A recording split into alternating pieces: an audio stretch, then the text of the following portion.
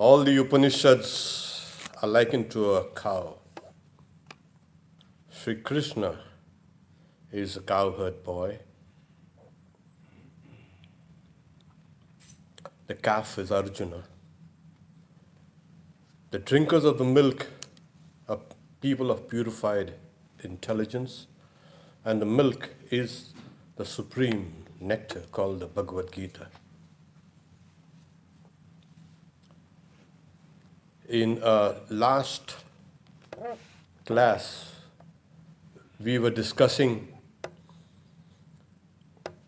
the very popular verse, chapter 4, verse 24. Chapter 4, verse 24. Brahmarpanam Brahmahavir Brahmagnau Brahmanahutam Brahmaiva tena gantavyam Brahma karma samadhina.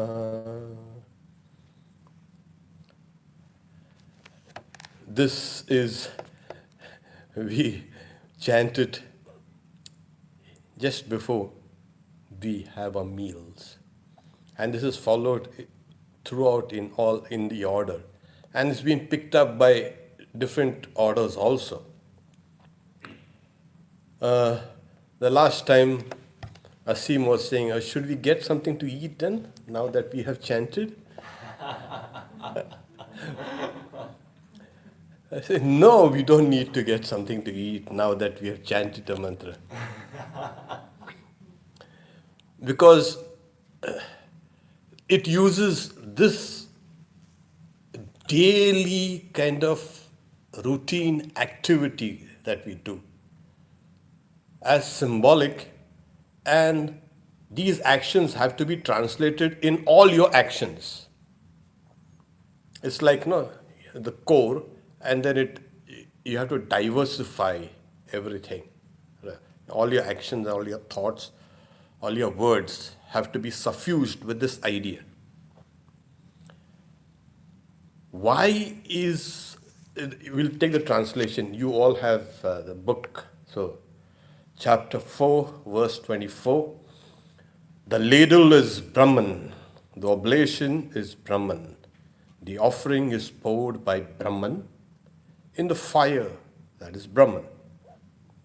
Brahman alone is to be reached by one who has concentration on Brahman. This is the general, there may be variations in the translations. The ladle is Brahman. We always have this idea, okay?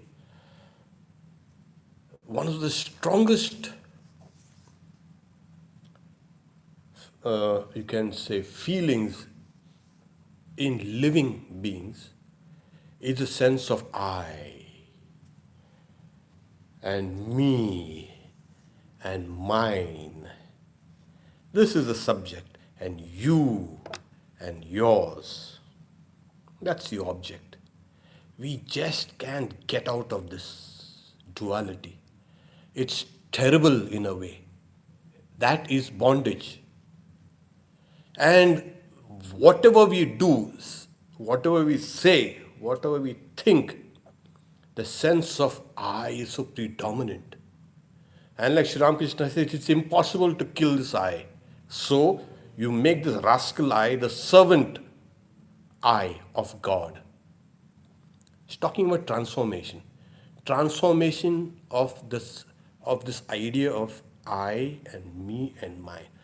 This I and me and mine and you and yours is, you can say, embedded in the very structure of matter and mind. To transcend this idea of I and you, me and mine, is we'll have to transcend the body and mind. Otherwise, it's impossible. One time, Rama was asked by his brother Lakshmana, what is this Maya? Everybody is confused. Everybody gives big discourses on Maya. But what exactly is this Maya? And his elder brother Rama says, I and mine, you and yours is Maya. As simple as that. And here it is. We are caught in this duality. We are caught in this trap. Now, how do you translate it?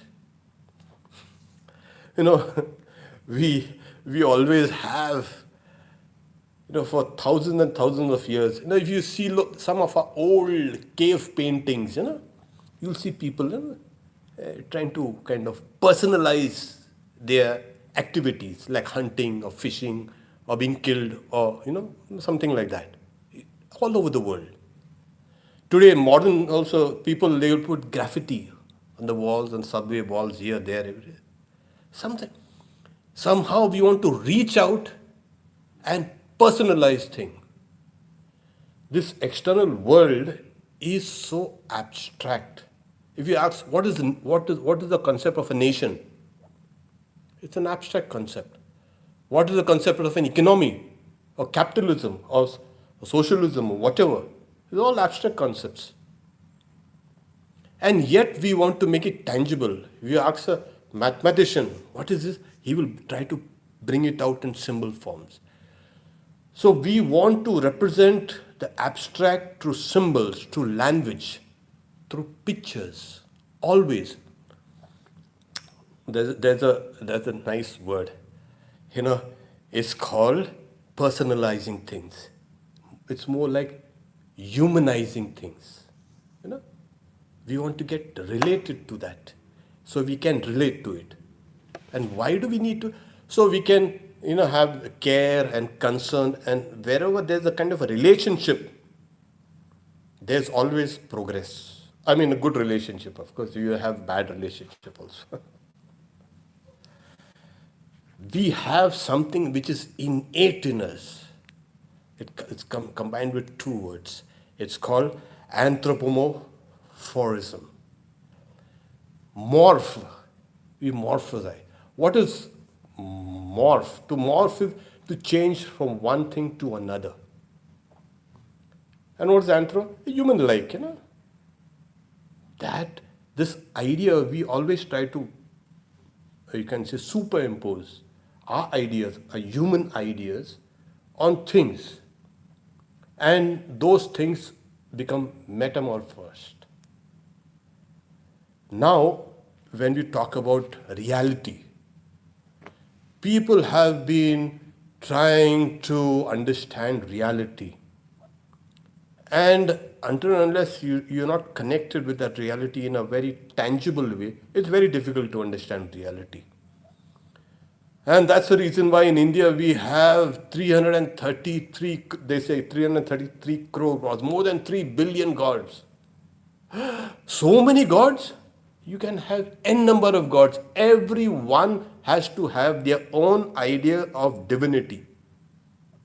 Otherwise, you're getting stuck with non-originality, kind of copying somebody, something. And another thing is, you keep quiet about it. Don't keep on tom-tomming that this is my idea of God.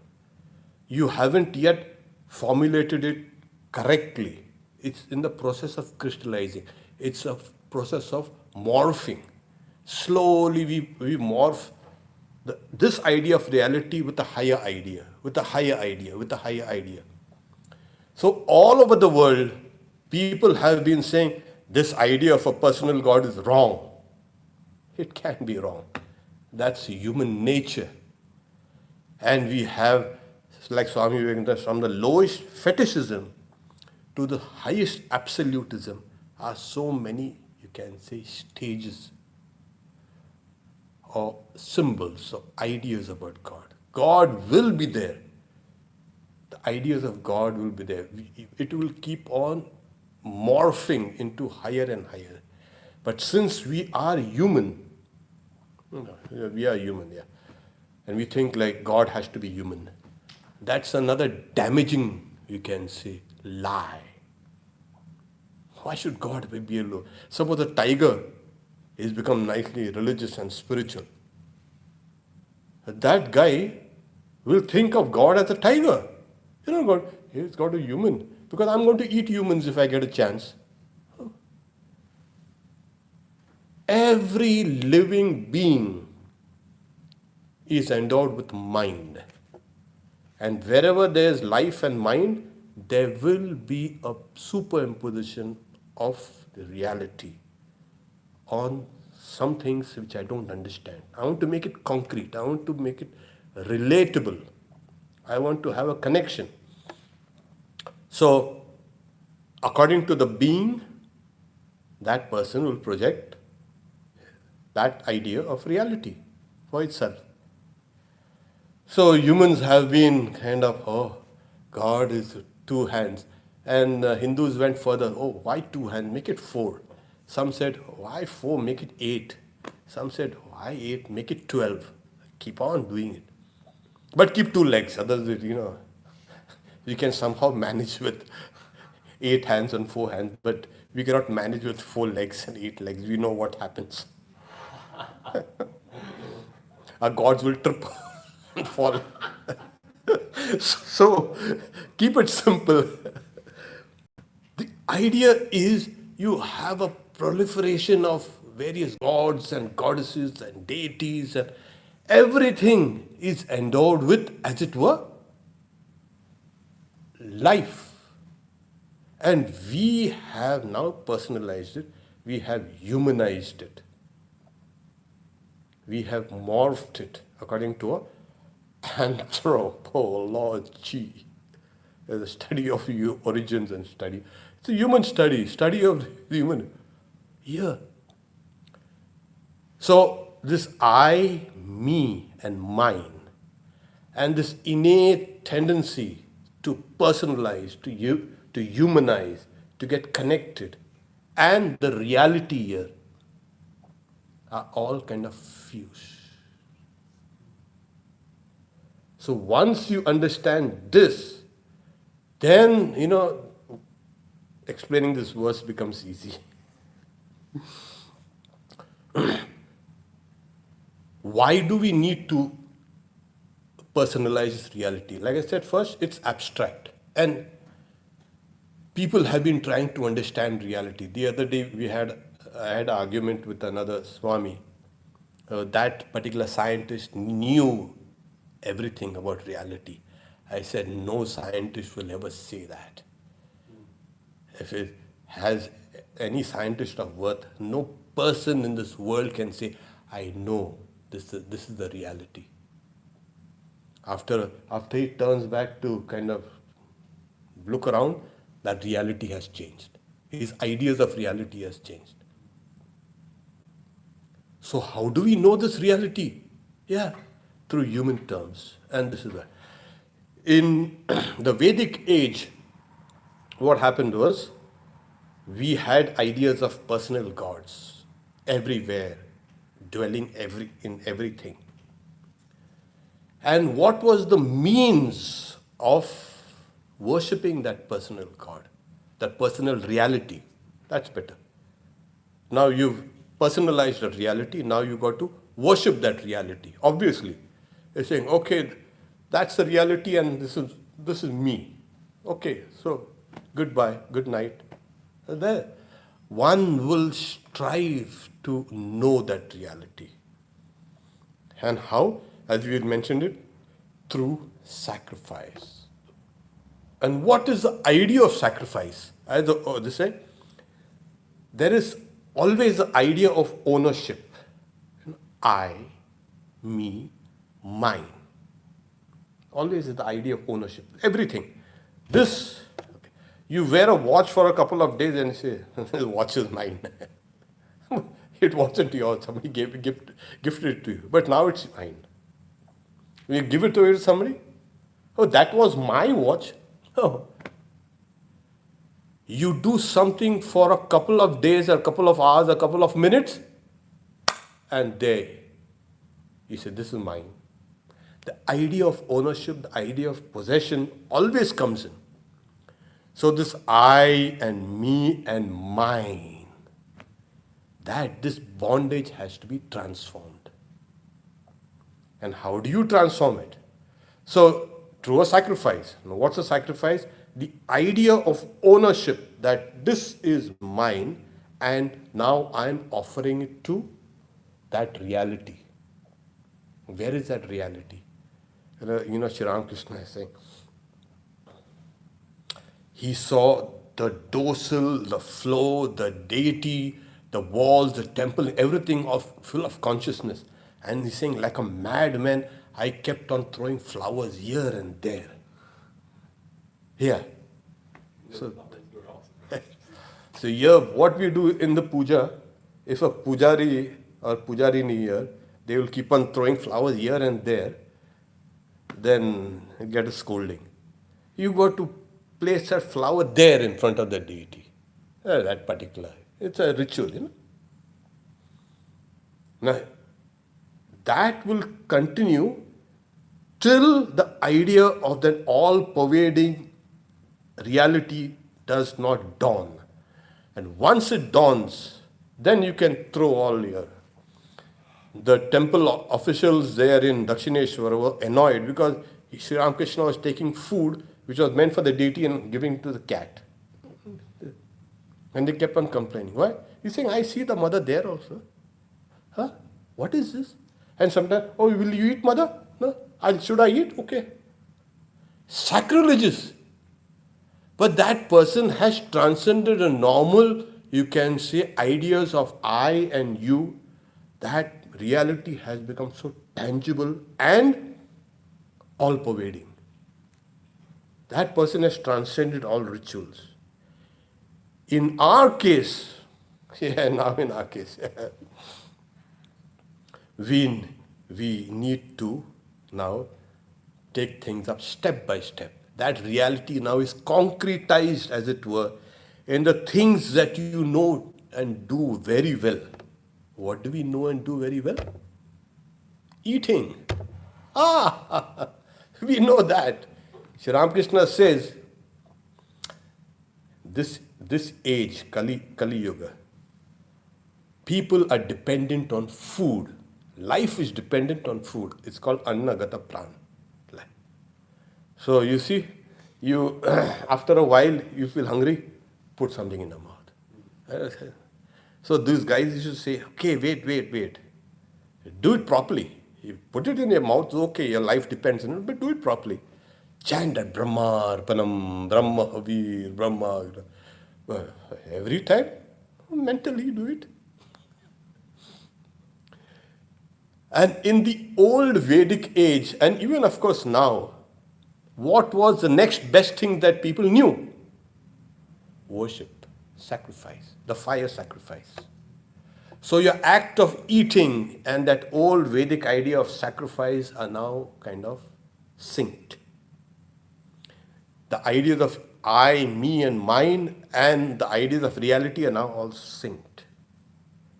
So we get a kind of continuous sense of reality. This I is real? Yes. Who will say that I is not real? The sense of I? Impossible. I'm real. There's no doubt that I'm real. Am I unreal? But when that person goes to sleep, Sri Ramakrishna says, you carry that guy from one place to another. And other thing besides that, he won't even know. He or she won't even know. Now this idea of I, which is real, solid, concrete, and it has transformed this idea of reality into tangible, concrete objects which I can worship or sacrifice. This whole idea of morphing one thing into another is innate in human minds. You can't get out of this. This I and me, like I said, oh, this watch, this is my watch. Why did you make it like that? This is my... No, that belongs to him, not mine. The good things are mine. The bad things... Yeah, this is not mine. Suppose somebody comes with us some golden kind of table. Oh, that's mine. Yeah. We are constantly morphing. This I is morphing. The things around us are morphing into, different aspects of that same thing. So that reality is also kind of slowly growing, growing, growing. In this Brahma Arpanam, Brahma Havir, first we have personalizing it, humanizing it, morphing it, anthropomorphism. And why? In order to divinize it. If this is forgotten, the whole idea of sacrifice is gone. It's like just pouring oblations into a fire that has extinguished itself. You're pouring into cold flames of cold ash. Your, your oblations will be useless. So that's the reason why this idea is taking this ordinary things and converting it into divine. So this I becomes divine.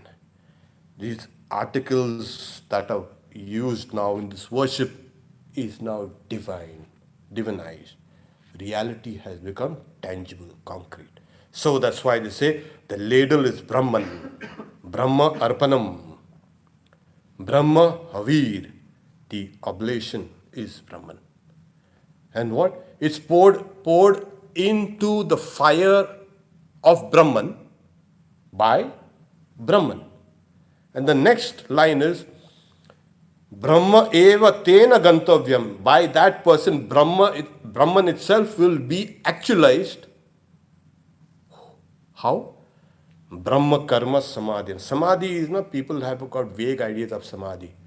Like people sitting down and oblivious of the world. There are people even without samadhi, they are oblivious of the world. People who are suffering and who are innocent and this and that. See how oblivious they are to the world? It doesn't exist. No, it's not that oblivious. It's idea of concentration. One who is concentrated in the Brahma karma, in the work that is related to Brahman. So all your work, apart from Asim's idea of should we get food now that you have chanted? No. Every action of yours should be transformed into Brahma karma. Ordinary karma is now transformed into Brahma karma, the reality karma. How? Through concentration, to absorption. So when we have something nice to eat, so how nice we feel. So absorbed in that. And after that, oh, so good. So similarly, this idea is carried down to the Vedic sacrifices. Both things are synced, and all actions, all throughout your day and throughout your life becomes a sacrifice. So this idea of I and me and mine and you and yours, now take that duality is finally broken. And once the duality is broken, through a tremendous idea of sacrifice, the highest idea later on we will see. And from here on, one of the most sublime ideas of sacrifice are presented to us, which will never, never, never be, even in a million years hence, it will never equal to what will be said here, starting from here. These are tremendous insights and tremendous ideas of practicality, making the reality tangible to us. So when we are sacrificing there, the idea of ownership, this I and mine, I'm sacrificing to that reality which is in front of me. And what about me? I am that reality also. So every aspect of my action is now reality. So, it's saying Gantavyam, Brahmaivatena Gantavyam. It's saying one who concentrates on Brahman, that person attains that Brahman. So, what happens? There are two things. It's called the revealer and the accomplisher. Remember, there's two words. Every action is an instrument, you see? Karana. So every action has two aspects, the revealer and the accomplisher. It accomplishes the action. So once you're absorbed in these ideas, it reveals. The truth is revealed, the reality is revealed, and you accomplish that, you attain that. This is the idea of Brahma Karma. What is Brahma Karma? Karma, yeah. It's a revealer, it's an attainer, accomplisher. And slowly, as you keep becoming absorbed in that, at this point of time, don't think of anything else. Keep becoming absorbed in what you are doing and what you are saying and what you're thinking during the sacrifice. And you will see everything. There was the story of a Swami, a very great Swami. He was staying in Uttarkashi. That's a place in the Himalayas, a very sacred place. And when I was there for a long time ago, I heard these stories. Some of the stories there. Swami Turiyananda also had practiced meditation and austerity there.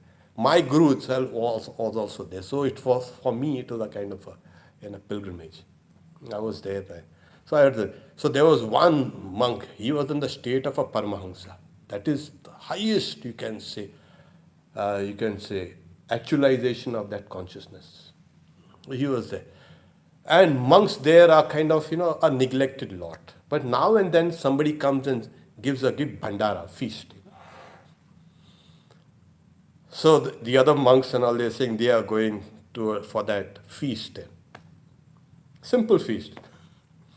And the Swami is there. He is not well. He's got a tummy ache. So they're all making fun. Now we are going for the bhandara, and you're going to miss it. So why? It's very simple. Why? Why is that? Why? Because your stomach is aching, and you will not be able to eat all these nice goodies that will be served there. No, I will go. How? I will go for that. Okay. And then he was ready. He said, he runs his palm over his belly and says, Aham Vaishwanaro Bhutva Praninam Deham Ashrita. He said, I am the fire of Vaishwanara, the fire that digests all types of food, etc. And his fire is cured. He went and had a bhandara. The fire, the Vaishwanara fire, that fire is there in all beings. From a kind of a different standpoint, this sacrifice is Vishnu, all-pervading Vishnu. So this sacrifice, this fire is already there, inherent. And in the old days we had these aranis, we used to rub these two pieces of wood or spin one piece of wood on the other, and sparks used to fly, it used to ignite. And from there, that was used to light the sacrifice in the old days. And we had also flint. But since this was the older method, this was more holy. So they used two arani woods, and they used to spin it round. And so in all beings, this fire is latent. What fire? The fire of spirituality, the fire of sacrifice. It needs a kind of a friction for it to ignite. And once it ignites, there it is. So there's fire. You're saying, where's the fire? Your stomach will get burnt. In the Indian system of Ayurveda, medicine, there is something called Udaragni. There is that Pitta, one of the three humors. One is the fiery, the phlegm. So it doesn't matter. So we have this fire there, and the more we kind of concentrate, and that is a way of kind of a friction, we awaken that sacrificial fire within us. So this sacrificial fire that we were used to has now become internalized. So when we pour something in your belly, that is now a sacrifice. You internalize the sacrifice. This is what it is. The illustration is outside. Brahma Arpanam Brahma, because they had the you can say the genius of this Bhagavad Gita is it ties up all ancient, modern, and even the future experiences into a kind of a coherent whole. In those days, people like did this, and these days, people have internalized it. Yeah, bring this all together, tying up this. Because that was one idea of reality which has morphed into this idea now. So, this is how slowly whatever we do, we become that. Brahma Tena. You know what happens is I and me and my, it's a very, you try to search where it is. It's so real, isn't it? The most real thing is you. Now find out where the hell is that I now in your body or in your mind. See where it is. It's impossible. Simply impossible to find where it is. It is here. It should be here also. I think it is here. Really. Go. Dissect it and find out if there's any I. You will not find it. But it's there. It is there, it is not there. Like Heisenberg says, the uncertainty principle. It's there, but it's not there. Time is a kind of particle in a one-dimension box. It goes up, it is there, it is not there. It goes down, it is there, it is not there. What is this one-dimension box? No. What is the particle of time? What is up and down? It is there, it is not there. So here we are. So we are now, we have to morph this idea of I and me and my into something concrete, understandable. That is why we need to have this. And people have been doing all over for millions and millions of years. Only thing, they should have been reading the Bhagavad Gita. That my God is the best God, better than your God. If you worship this God, you will go to that heaven.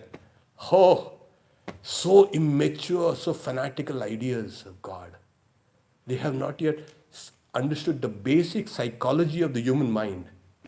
They have not understood anything about the reality. Everybody had been kind of morphing that abstract reality into concrete. And we did it in human terms in order to divinize it.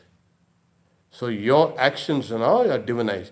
The sense of I and me and my, your possessions and everything has become divinized. As simple as that. And this divinity is what is, like Swami Vivekananda says, Vedanta preaches the divinity. Divinity of what? Of the human soul, of the external world. This world today needs this kind of philosophy, this doctrine. Otherwise, it's all over. Say goodbye. The world will be there. The world will say goodbye to you. You get out. One small virus and you are simply out. Out of lockdown, social distancing, this, that, quarantine, hand washing, face washing, mask and this and that. People are dying. You can't even see that. Pretty nice thing. Virus. You need a microscope to see that. It's taking down humans, it's taking down everybody. So our ideas of, the grandiose ideas of human life and humanity will need to be whittled down and be brought down to reality. That basically we are all divine. And this idea of I also becomes divinized. So this is Brahmarpanam, Brahma Havir, Brahmagno, Brahmana. So, Brahman is a ritual. I hope you are not thinking about no food. Wait. When we come down and see the the prasad has been laid down, He will go and see, oh, nice, aha. Nice. Brahman is the ritual, Brahman is but we are forgetting about Brahman there. This is how the ego morphs reality into unreality. And we have been told to morph the unreality into reality. We are doing exactly opposite. Ulta pujle Ram. There's a nice story, I'll tell you. I think I should tell. There was a monk, and monks have to, in those days, they had to, footwear was allowed, but most of the monks, decided not to wear footwear, They used to walk barefoot. And, monks are wandering about, doing nothing, going from this temple to that temple, we had all the time in the world. So one monk with sterling qualities saying, oh, I'm walking about here and there. I wish I would have had a horse. Carried me around. So he's saying, oh Rama, give me a horse. Give me a horse. Give me a horse. He prayed, So Rama also heard this poor holy man wants a horse. Okay. So after a while, he saw a kind of an army unit passing by, cavalry. And they stopped there because some of the horses had given birth to fowls. Now, that cavalry officer was now concerned. Now, if we leave this place, these poor things will die. Baby horses. So, they seen this guy. Hey, you come here. They brought him out here. Carry the fowl on your back and follow us. Well, no. He said, yeah, please do it. Or they're going to arrest you. So the poor guy had to take that baby fowl and walk behind that cavalry unit. So he said, Rama, you misunderstood me. Ulta bujli, you understood differently. What? I wanted a horse to sit, and now I'm supposed to carry this horse and go. So all our prayers are like something like this. We ask for something, and God gives something else. Take this, you fool! You wanted this. It transforms. So it's better. Don't make that mistake.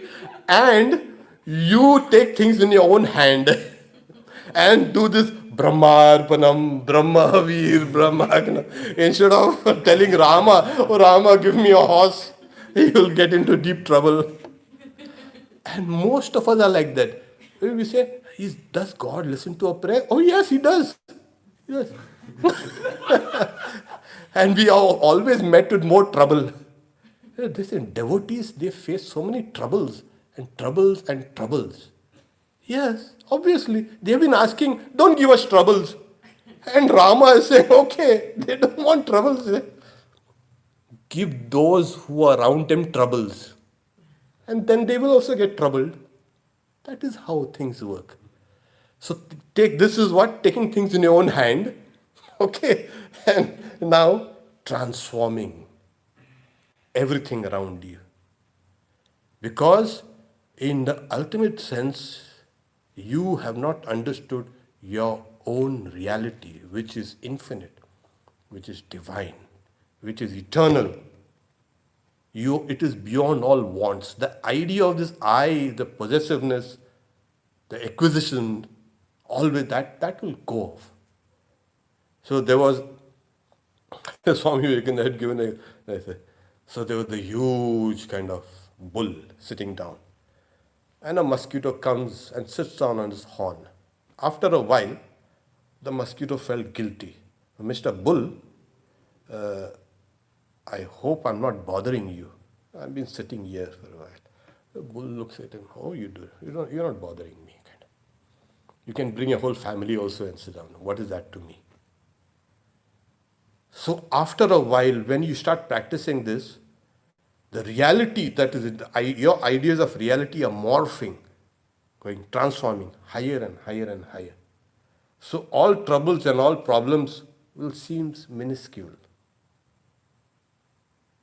So you become like a big bull, and troubles become like that mosquitoes. What's that to me? You can come. But if you put this I will solve, I will do, this is mine, that is mine, what happens? Then you know that I becomes like the big bull and reality becomes like that mosquito. Push it out, transform. How do you? You transform it. So this is this divinization of life. So everything, what happens is as you're keeping on doing, knowledge keeps on revealing itself. Like I said, it's a revealer. And as it keeps on revealing, like, when you burn cloth, in the scriptures, this is a kind of a favorite illustration. Like burnt cloth, or a burnt piece of rope, like Sri Ramakrishna said. It retains that form of that, the cloth or the rope, but it has lost its power to clothe or to even bind. So even just a puff of wind will. So this, while performing this sacrifice, slowly everything becomes connected to it. You become connected in a way to the whole universe. Last time you said the gods in the Purusha Sukta, you said the gods themselves sacrificed in order to have this creation. You think this creation is nothing but hopeless, useless, foolish, nonsense? Oh no. That's a problem with some people. Oh, it's terrible, it's gross, it's miserable, it's painful. Why are you saying all this? You have not understood reality at all. You have not understood an iota of reality. This whole creation had been started with sacrifice. All the gods sacrificed themselves, and out of that sacrifice had emerged everything, all the gods. Yes. Richa samani jagjire tasma jagjire. So all these things have come out from there. So here we are. Your individual sacrifice has become connected to the whole, has become a cosmic sacrifice. So remember, 3 times a day when you say Brahmarpanam, Brahmahavi, the ladle is Brahman, the fire ritual is ritual, but Brahman is the ritual, Brahman is fire. Oh wait! Get connected to the whole thing through the accessories, through the food, because this food that has come, you don't get it from only in the supermarket or the shopping malls, okay? It comes from nature. It comes through the shopping mall, but it comes from nature. You are in a way getting connected with the whole of nature during that act. And as you keep on divinizing it, you get connected with the whole of creation. The whole of creation is there for you. Learn to sacrifice, because that was the beginning, that is the middle, but we've forgotten, and that will be the end. And if you can do that, then we will understand the secret of Brahmarpanam, Brahmahavir. Okay, the abstract has become concrete in our lives. Okay. I thought we would have, but I had to clarify this. Otherwise, because the theme here is sacrifice. This is Jnana Karma Sannyasa Yoga. Renunciation of actions of karma through knowledge. How do you do that? So now he'll give various ideas of knowledge sacrifice, Jnana Yajna, and how people perform it, and how people in the old days performed. Here today we are more like beast.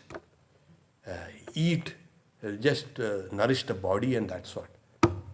So, of course, the Bhagavad Gita says, one who cooks for oneself only without offering to the gods, that guy is a thief. He's a stealer, he's a robber. That person eats sin.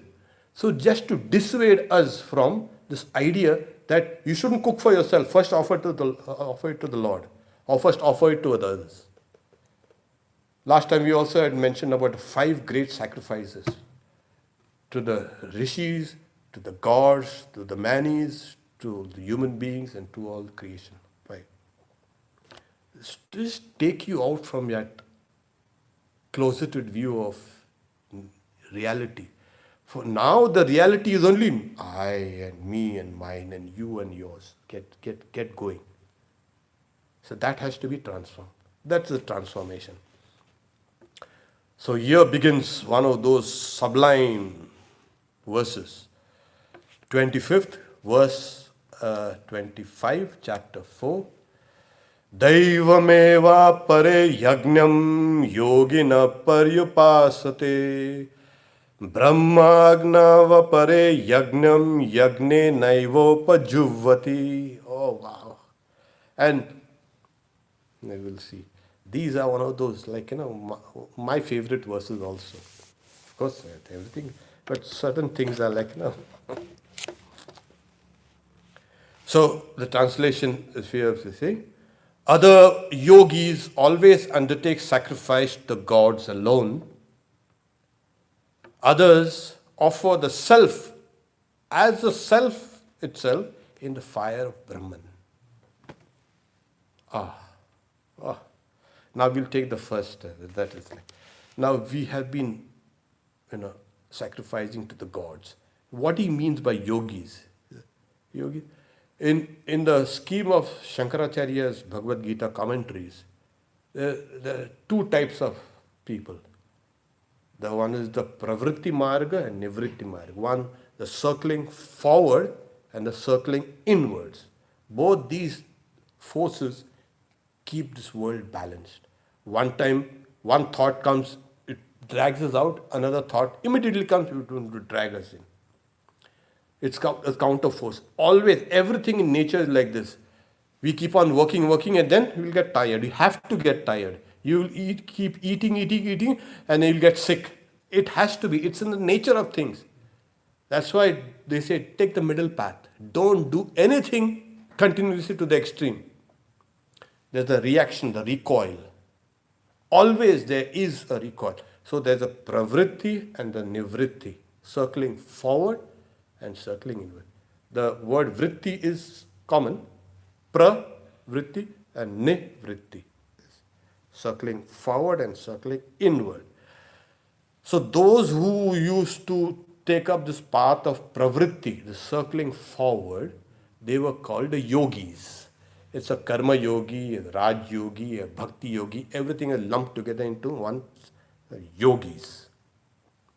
And what about the nivritti? These are the jnanis. He's a kind of a little slightly tilted towards these jnanis. These are the jnanis. But like I said, both these forces are there in nature, in our bodies, in our minds, constantly. So at one time, when the ideas of pravritti, yoga are there, we will sacrifice to the gods. Various gods. People, they say, oh, she's a goddess. I love her. They should keep on worshipping her. The girl says that he's a god. I say. People worship, so many things. The objects that they love, their profession, their properties, their this. It's a form of worship. So the highest form of this kind of worship is the worship of the gods, the yogis. People who worship, objects, they sacrifice themselves. They go mad after objects. You see what happened? Last time I had met somebody who wanted to be a Hollywood star. He's gone mad. He's given up everything to become Hollywood. But Hollywood is far, far away. Though we are in Hollywood, the dreams are very far away. He's worshipping that. Actually, he's worshipping his own ideals. He wants to be something like that. Oh, he never knew the secret of the Bhagavad Gita.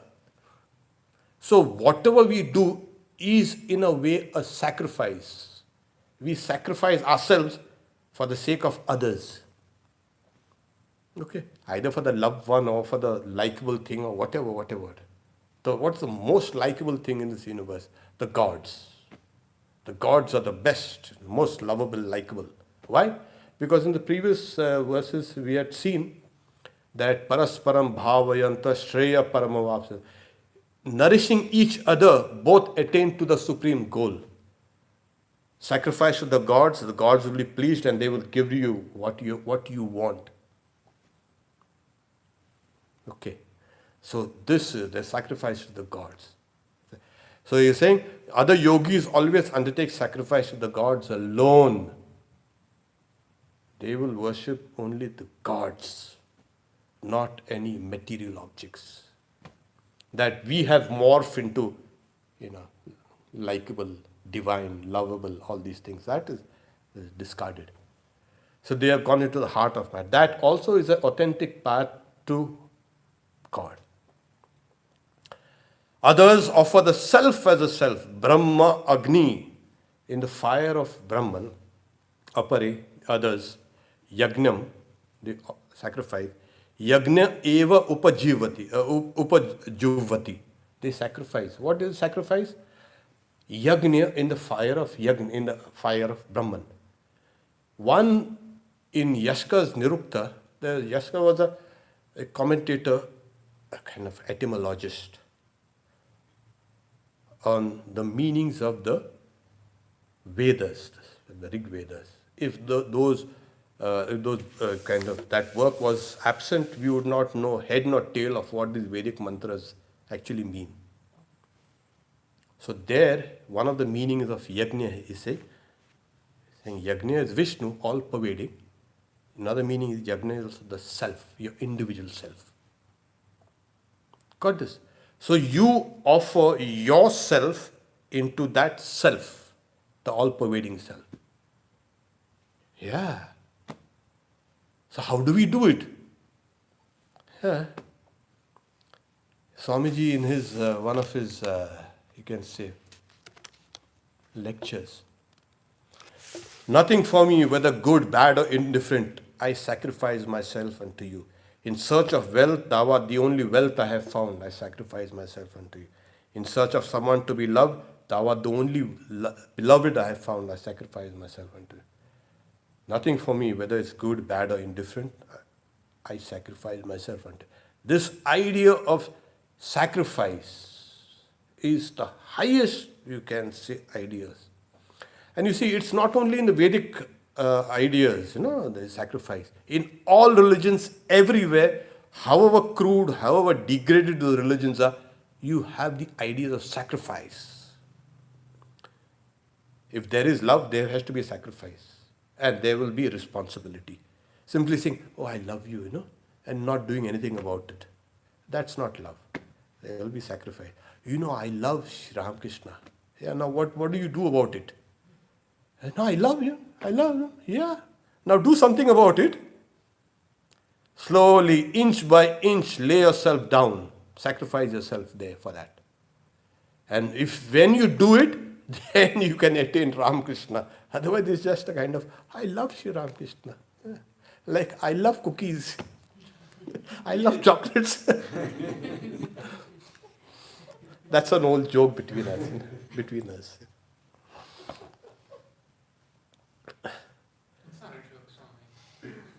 Yeah, every joke has a kind of a reality behind it. Last Sunday we had something, a cosmic joke. But it's a joke, but actually it's a reality. So we'll stop here if we have a few questions, if there. But I don't want it to be too heavy. We can proceed with this, with a little of discussing this on the next Thursday. Om Shanti Shanti Shanti Harihi Om Tat Sat Shri Ram Krishna Arpanamastu.